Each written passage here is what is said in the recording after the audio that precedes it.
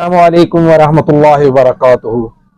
मैं ताहिर इकबाल हूँ। ये हमारा चैनल है मकतबा इस्लामिया कलूरकोट।